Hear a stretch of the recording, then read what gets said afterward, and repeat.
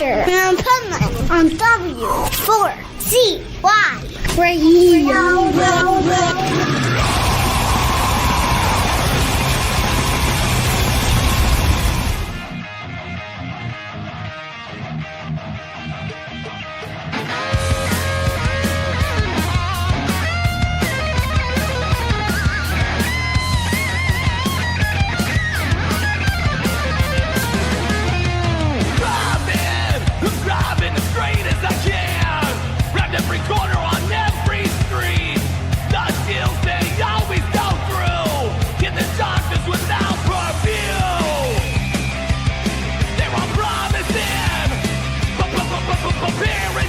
Yo, it's Pipeman here, and I'm very excited about our next guest because what a killer artist and with some killer new music.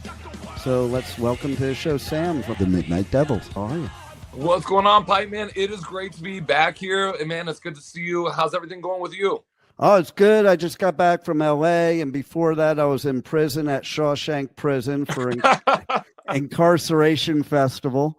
Oh, yeah. Yeah, what a cool place to have a music festival, but a haunted, closed down prison where the Shawshank Redemption was filmed. I saw a ton of videos, and it looks like maybe the coolest festival in the United States. I know, right? Yeah. So the first time I ever did that festival years ago, I was outside taking a picture of this prison, some other dudes taking a picture, and he was in one of the bands playing, and he goes, "Hey, can you take my picture and I'll take your picture?" And he goes, "Look at us, we're fanboying out on Shawshank Prison." That's pretty cool, though. Yeah, totally cool. And then I'm going next week to UK for Bloodstock Festival, which is another cool festival. Dude, that's gonna be huge. Who's the headliner on that? You know, who are you most excited to see? I fucking forget who the headliner is because I've been on tour doing festivals since like February. So it all swirls around my head, but I am totally looking forward to Lacuna Coil because I love them and they are playing at Bloodstock. That's going to be a bunch of killer bands. Mm-hmm. And I can't play favorites because I got a shitload of interviews. So I love them. I have to say I love them all. You're going to be working, but that's good. That's a good thing. And you've been working too because you got some killer new music. So let's talk about that. Dude, yes, we've been traveling. We released our third record called So Hard It Hurts on July 4th or July 5th of 2024. And basically since then, we've been touring our asses off. We've been going hard. We did Australia. We did Japan for the first time. We did the UK. We did Norway. We did all these great places. Then we came back to the USA. In January, we kicked off we did 4 legs of a USA tour from January to July. So nice. Kind of brought it around all the way to about a year since we released this record. And right at about a year, we released the second single, which is called Shock the World. Brand new music video out on YouTube right now. The tour just was incredible. And everywhere we went, it's the first time we've been in the USA in 2 years that we played shows in the USA. Wow. And just like from January to July, we just went out and partied for that 4 or 5 months. Nice. Where was your favorite place to play in the US? It's hard to say, man. Like it's just so cool being back. Like we did Florida, we did Myrtle Beach, we did New Orleans, we did Nashville twice, we did upstate New York, we did Phoenix, Las Vegas, Salt Lake City, like all these cool places. So it's like anywhere that the weed is legal, I think is our favorite place. I love it. You know what's kind of cool about that nowadays is, in the old days, when you go on tour, if you were getting on planes, you were kind of screwed. Yep. Now it's just you get on a plane, you go somewhere, you stop at the dispensary on the way to the gig. It's perfect. And I think Nebraska, which is where the Midnight Devil Sniper and I, the guitar player, and I are located here in Nebraska, is still a holdout. And so weed is still illegal here. But basically anywhere else we go, it's legal, so it's fine. I know it's wild when it's your own hometown. Well, here in Florida, medical is legal, but not rec. But the ridiculous thing about medical is you could go in and say, "I stubbed my toe," and they'll give you the prescription. Yep. it's all bureaucrats and politics, and we just want to get high, everybody. Like, let's stop all the nonsense. But there's money to be made, and at the end of the day, that's what it's all about. Yeah, I mean, I was just talking about that recently. That like it was better when you had the street drug dealers selling weed, because now that the government's taken over, like the shit has all kinds of man-made stuff in it, and they're collecting all kinds of taxes, and they're making shitloads of money. And if they do something good with that money, that'll be great. Here's the deal. Here's what we've traded. And I think I figured this out. So now we pay higher taxes for our weed because we go to a dispensary and buy it. Back in the olden days, you had to go to your buddy's house and go down into a smelly basement and play video games with him and chit chat with him for an hour and a half to get the same amount of weed. So that was the tax. So we got rid of that, hanging out with your buddy or the weird guy on the street corner. Now we just have to pay the high taxes to go to the dispensary. It's a give and take relationship. Well, it's so funny you should say that, because the last person that I did that with, it was so true. I was at his house for like 2 hours. And it's like, exactly. I wanted to get out of there. I just wanted to do what I needed to do and leave. Or it was drive. My dad used to, when I was a teenager, my dad used to have me drive into East LA. Okay. And I was like, listen, I have no business being in East LA, but okay. I drove into East LA, and you pull up to the street corner and you just yell out the window, mota, mota, mota. And like every Mexican drug dealer in East LA swarms your car. And I'm thinking to myself now, looking back on that, like I didn't even think about it then. No. I'm looking like, wow, that was kind of stupid. Taking some liberties, but and that's the cool thing, is that we're coming around now to seeing the benefits of all of this, and it's cool. It's all good though. Yeah, you know what? The fact of the matter is, why should all these opioids be legal? Because Big Pharma doles it out and weed not.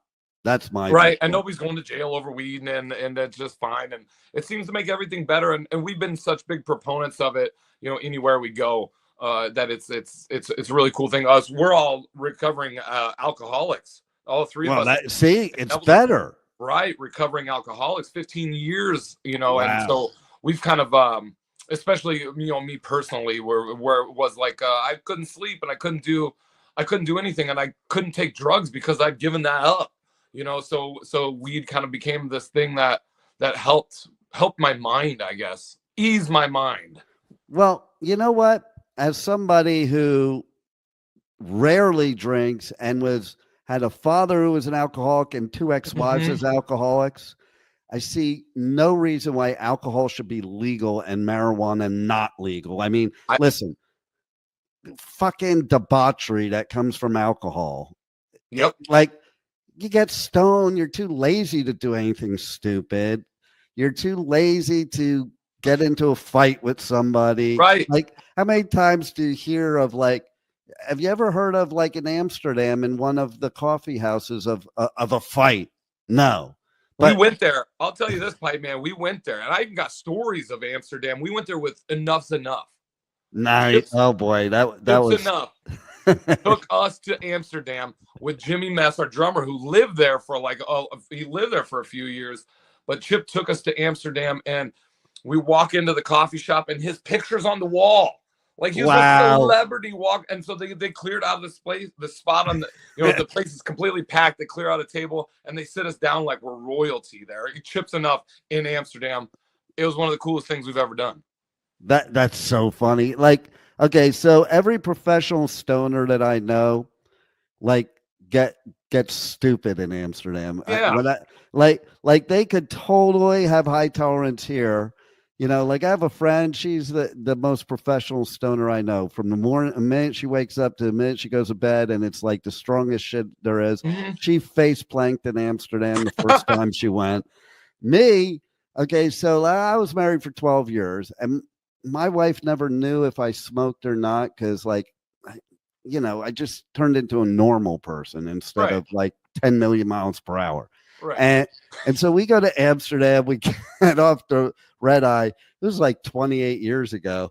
And like she wants to go to the hotel because we just got off the red eye. I'm like, you're Sure. out of your mind. I just arrived in Amsterdam. I'm not going to a hotel yet. The first place I'm going is a coffee house. Now, remember, then there was nowhere that was legal in the U.S. Oh, So that was yeah, the place sure. to go. So we went during the Cannabis Cup. And so I like where the story's going already. I know, right? We go into the Grasshopper, which is now just basically a restaurant now, but then it was the place to go. And you had like the downstairs and the upstairs. The upstairs was for alcohol, downstairs was for pot. Mm-hmm. And it was like going to a restaurant. You sat at a table, they brought you a menu, and your server, like, he wasn't a bud tender, he was a server. Sure. Like he gave you all day and taking your order like you're Coffee. ordering a meal, you know? Right. And so anyway, I'm like, okay, when we first get there, I'm like, what do you have that's mellow? Give that to me. He's like, okay, here you go. That was the pre-gaming. So he gave me some Jamaican or whatever. And then I said, okay, now give me the best shit you have, the stuff that won the cup.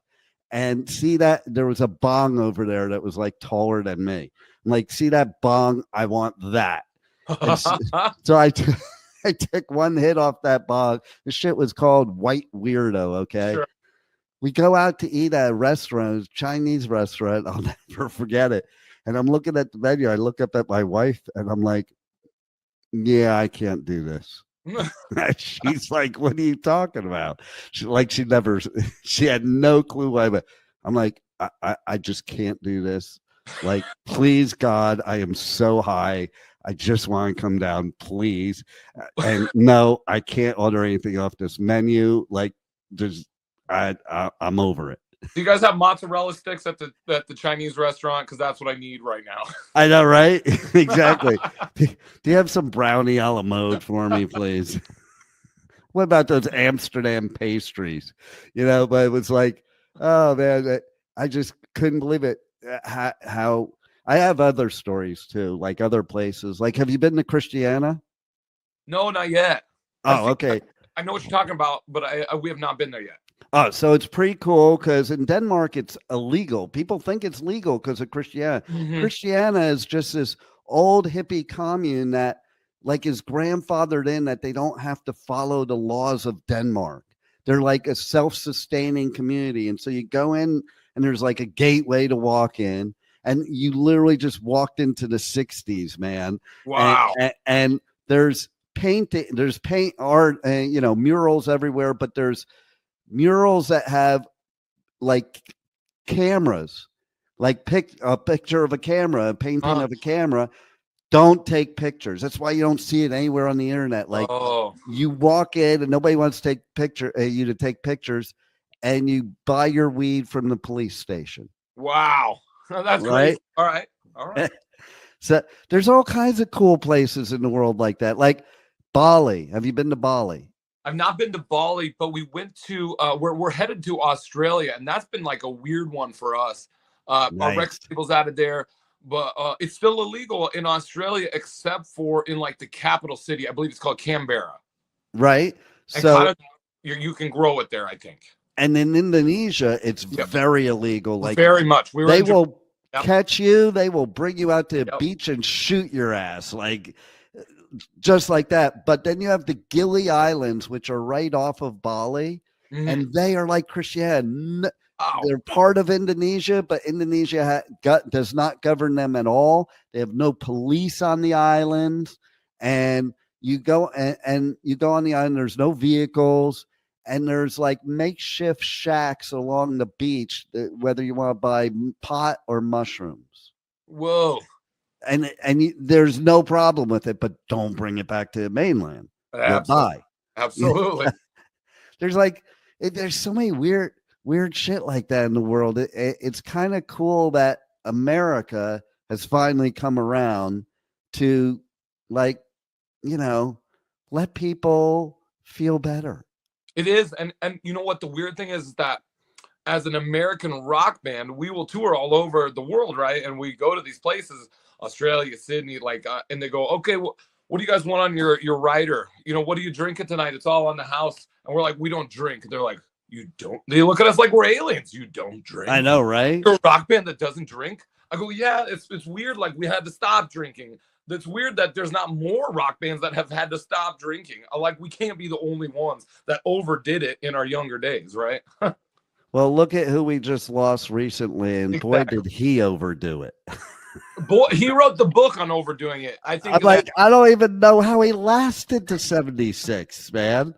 He's on my shirt here. He's in the background there somewhere, man. Dude, but I hear the stories. So, and what boggles my mind is that I hear the stories about how messed up he was and how he'd be held up in hotels and stuff and just the worst possible shape ever. But he's Ozzy Osbourne. He's still out there like creating these amazing albums and doing on tour and I'm like, how is he getting this stuff done while being at the lowest point in his life? I don't understand. That's a testament to how great he was. Testament to him and Sharon too. Yes, if it weren't for her, yeah. I mean, like it is kind of wild. They just had his funeral procession, and it was kind of cool. Like how much I love that the King of the Prince of Darkness is so beloved and considered such a great human being throughout the world. Because when I was in high school, I remember I was wearing a Ozzy Diary of Madman shirt.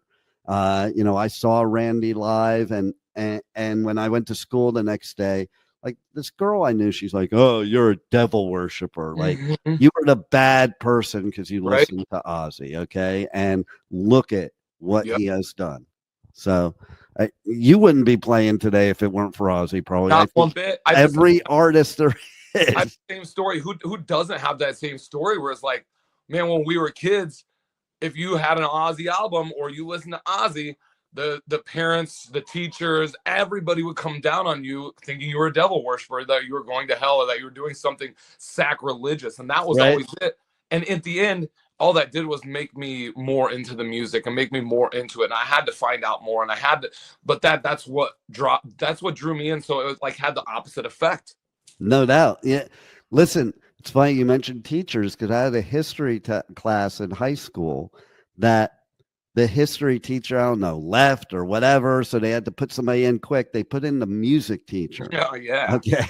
And so he was like, one assignment for the whole semester, and that's your whole grade. Other than that, I don't give a fuck what you do. No. And you could do it on any subject. You got to do an oral presentation on any subject. Doesn't matter what it is. And I did mine, and I got an A in the class. Ozzy Osbourne's Satanism in his music. Love that. I love that. Right. And I brought in props. Like I brought in shirts and all my swag, and I brought in Diary of a Madman and started playing it, and started playing Mr. Crowley in the classroom, and like, I mean, it's just amazing. He was everywhere.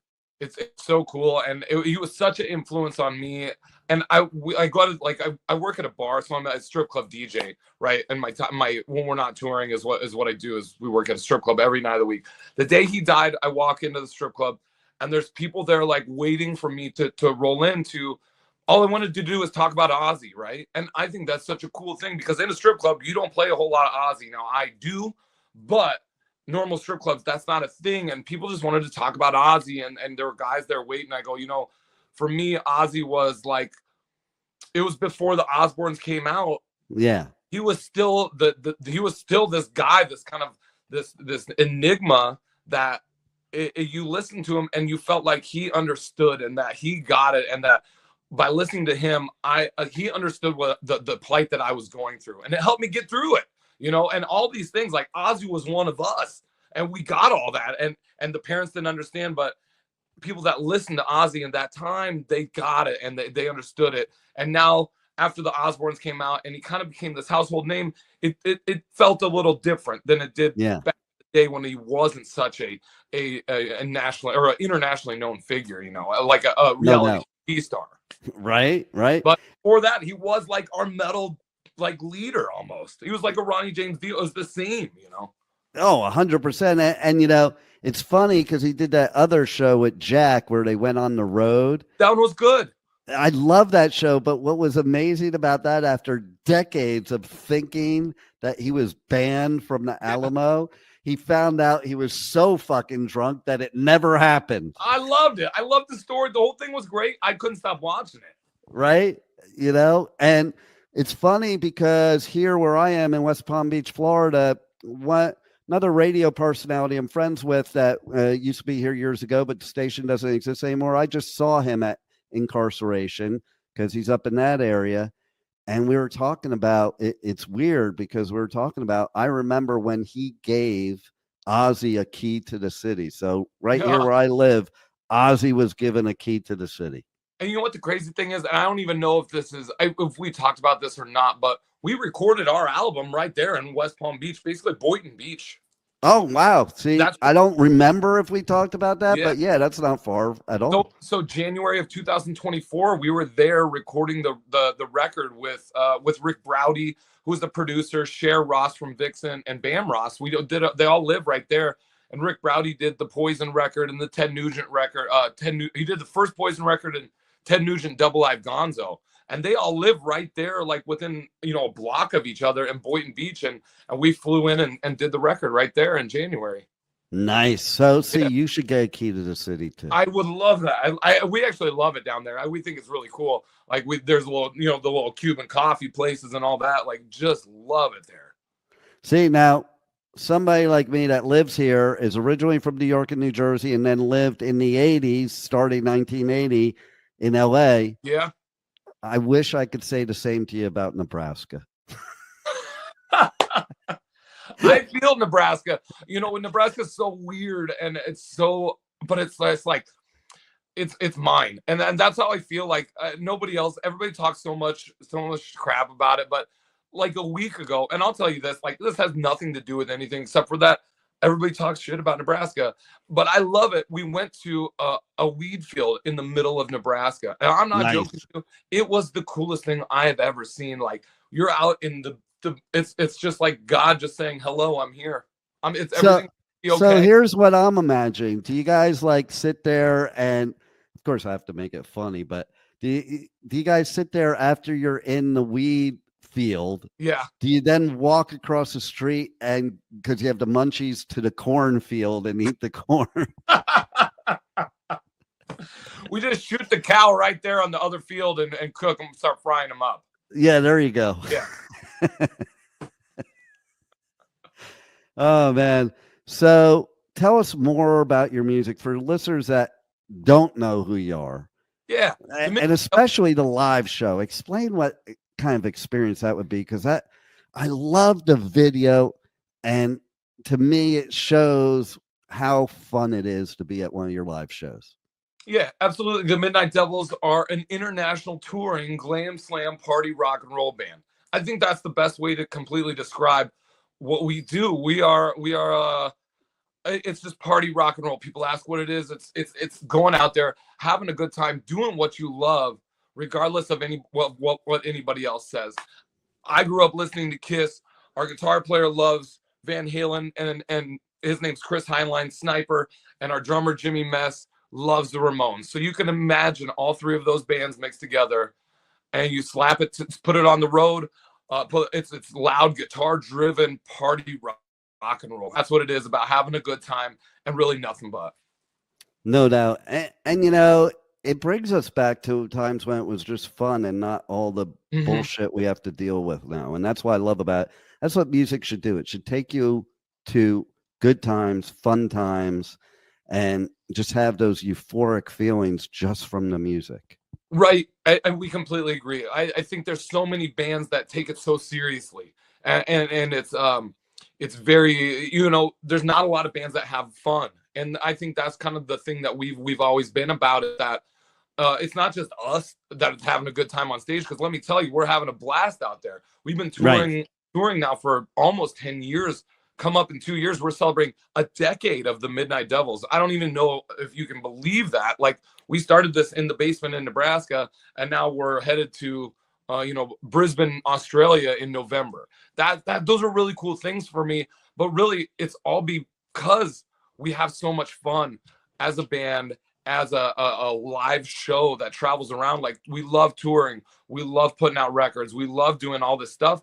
It's just this creative freedom to be and do whatever you want. And I think that's kind of lost in this music. There's nobody else doing it. There's nobody else putting on the lipstick, spiking up the hair, playing loud guitars. It's unapologetic, and it's what's needed in just such a kind of a crazy time right now. Oh, no doubt about it, because it is just fun. It's, and the fact is even though you're a musician, you're an entertainer too. So when you're playing on a live show, it's a performance. Yep.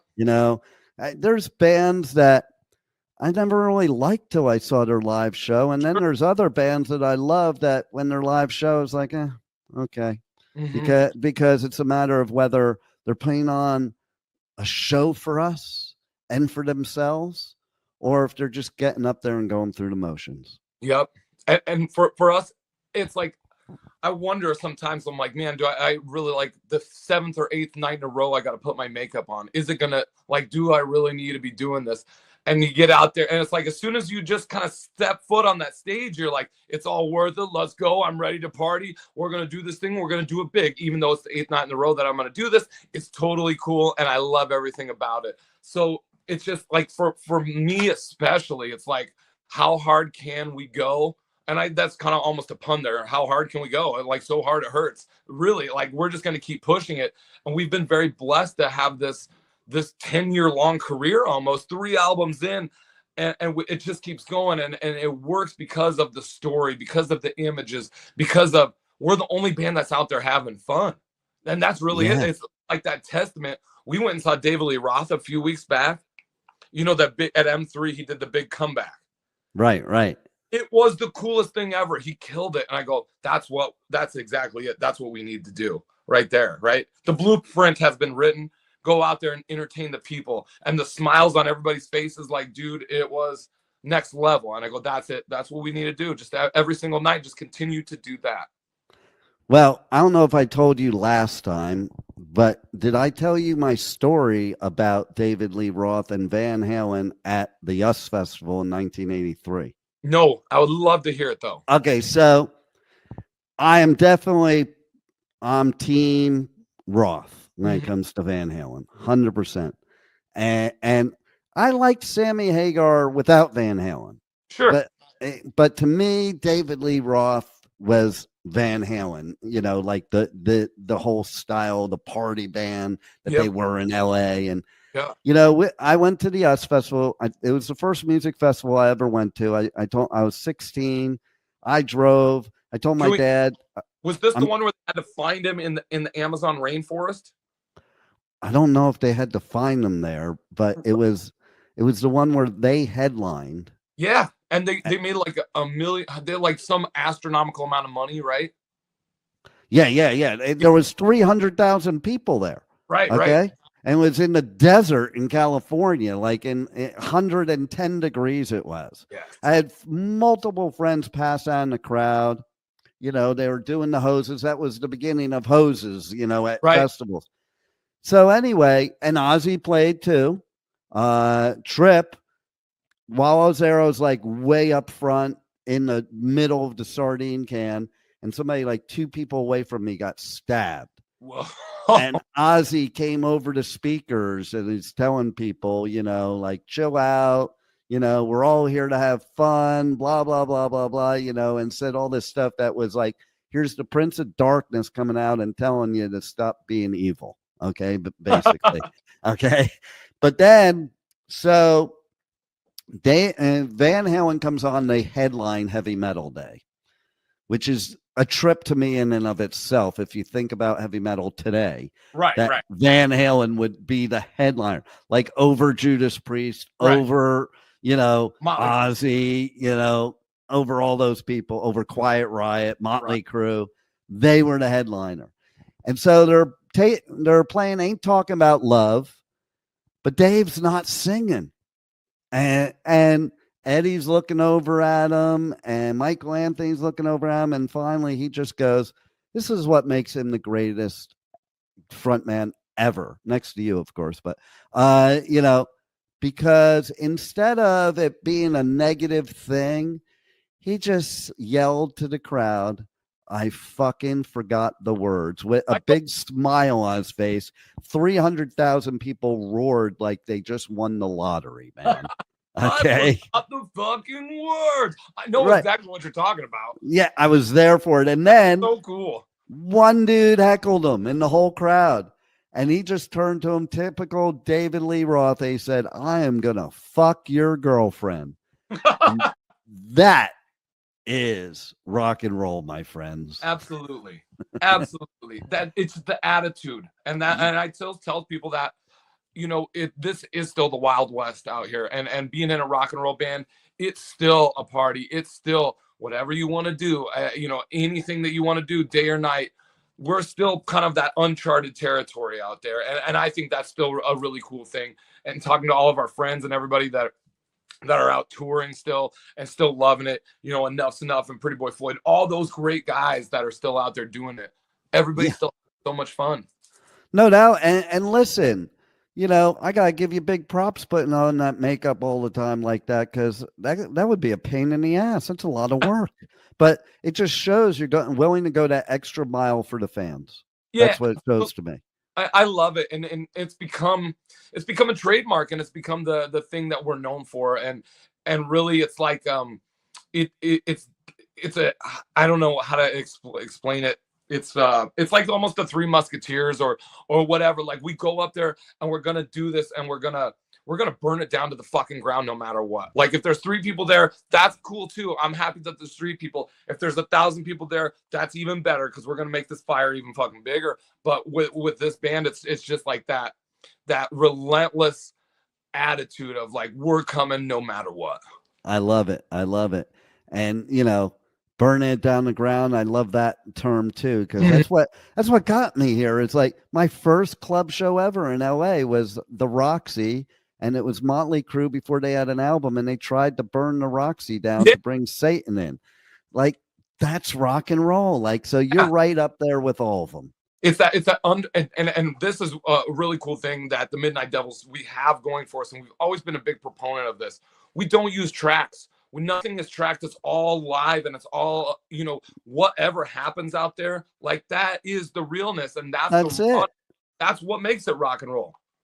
Yeah, that's the way it should be. Just like what I said with David Lee Roth, like, nobody gave a shit they forgot the words. No, because then it's real. Yep. Like, because listen, there's no way, even being on the radio, like, there's times I fuck up and I just pretend I didn't. It's like. Yeah, you just keep going and you just do it because we're real people. I don't have a script in front of me. I don't have notes in front of me. You're just being real. And that, to me, is what makes rock and roll so great. You're 100% right. And we've, since day one, have always felt that way, and felt that if we're going to do this, we have to do this as real as possible, because the makeup and the costumes and everything else is so over the top that when you strip all that down and take away all of that, the music and the songs have to be good, and they have to be the heart of it. Yeah. And so it has to be that realness, that these songs happen to us, and the lyrics and the stories, they're all real. Like, we've seen it, like we were talking about, the stuff that's actually happened to us on the road, and take away the makeup, the shows, and everything like that.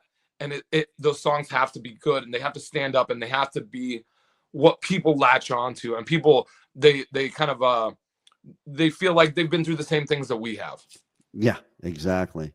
So how do people reach out to you guys? How do they check out your music, check out your tour dates, merch, all that good stuff?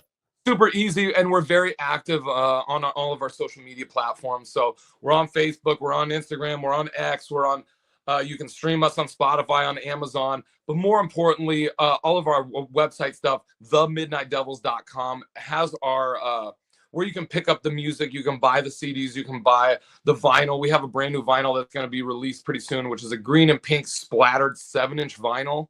Because I think 7 inches are like the coolest thing ever. Nerds of vinyl collecting. That'll be the next thing coming out in the next few, like, it's in a month or two that'll come out. And then we'll head over to Australia in November. We're working on a cassette right now, like a disco mirrorball cassette. I love it.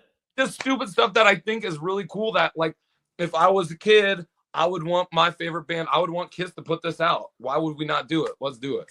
There it is. Well, I love it. And man, I'm jealous. You're going to Australia. That's one I haven't gone to yet. 10 days over there. I think it's 10 shows in 10 days, and this will be our third tour there. But starts in Brisbane on November 20-something, 23rd or so. And the first gig is a boat cruise through Sydney Harbor, where Nice. the Midnight Devils are playing with a bunch of other bands. It's like a festival. Oh, that's way cool. Yeah. That's way cool.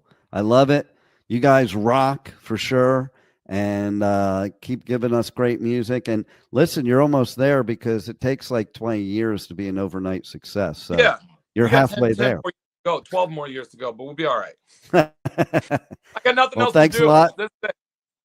There it is. And you know what? You love it. And that's all that counts. And Yes. that's what music should be all about. Absolutely. Thanks for being on the Adventures of Pipeman. Thanks, Pipeman. I appreciate it. Thank you for always taking care of us. I really do appreciate it. Anytime, brother. All right. Catch you later, dude. Thank you for listening to the Adventures of Pipeman on W4CY Radio.